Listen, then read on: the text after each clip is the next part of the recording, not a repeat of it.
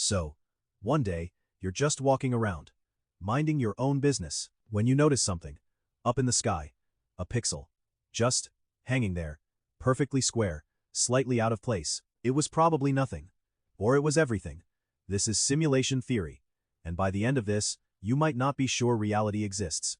You're welcome. The idea that reality might not be real is embarrassingly old. Plato had his cave. Descartes had his evil demon. Your average philosophy professor has a very unsettling smile. The core pitch has always been the same. What if everything we see, touch, and experience is just information, an extremely convincing illusion running on something we can't see? Most people encountered this idea in 1999, when a movie called The Matrix made it look extremely cool.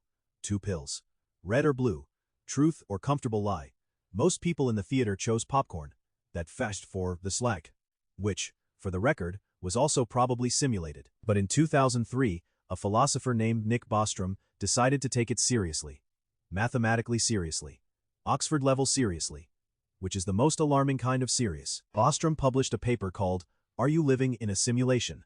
Which is a very unsettling title for an academic paper, and laid out something he called the simulation argument, also known as the trilemma. 3 options. One of them must be true. Option 1. Almost every civilization that reaches our technological level goes extinct before it can build convincing simulations.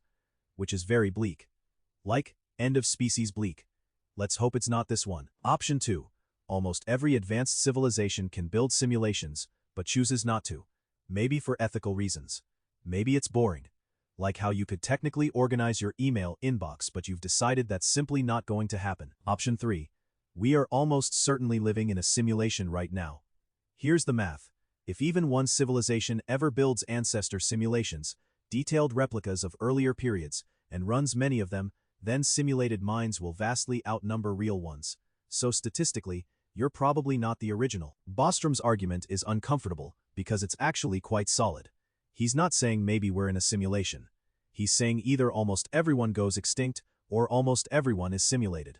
Both options are terrible, but at least one is true. Then the physicists showed up, which made things significantly worse. Turns out, the universe has some very suspicious properties.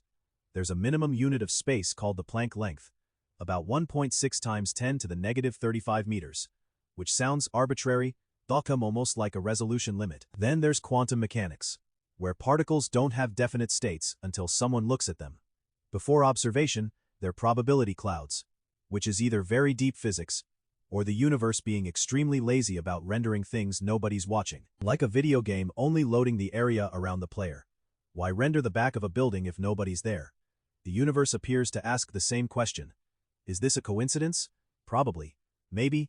Look, we're already pretty deep in this. Today, serious physicists take the simulation hypothesis seriously. Not all of them, but enough that it gets published in peer-reviewed journals. Elon Musk once said the odds we're not in a simulation are 1 in billions, which is either brilliant intuition or exactly what a background character with too much dialogue would say. Now for the counter-arguments, because there are some good ones. The big objection, consciousness. Running a physics simulation is one thing, but simulating subjective experience, the actual feeling of feeling things, might require computing power that scales to infinity.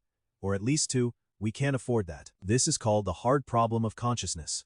We genuinely don't know what makes something feel like something from the inside. Could a simulation generate real experience? Or just a perfect imitation that doesn't feel anything? Philosophers have been arguing about this since the 90s. Progress, essentially zero. Then, in late 2025, something changed. A mathematician named David Wolpert, based at the Santa Fe Institute, working with colleagues at Georgia Tech, published a new mathematical framework. He didn't disprove simulation theory. He did something weirder. He broke the concept of hierarchy. The classic simulation picture assumes a clear chain. The 19 real universe sits at the top. It simulates a universe below it. That simulated universe might simulate one below it, and so on. Like a cosmic set of Russian dolls, but each doll is existentially inferior to the one above it. Wolpert showed that under certain mathematical conditions, if universe A can simulate universe B, nothing prevents universe B from simulating universe A in return. The child simulates the parent. The simulation simulates the simulator. It goes both ways. And once you allow mutual simulation, you can get loops. Universe A simulates B, B simulates C, C simulates A again. A closed circle of universes, each convinced it's rendering the others, with no original at the top.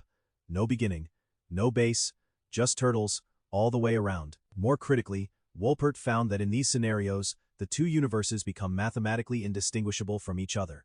You cannot determine, even in principle, even with infinite information, which one is more real.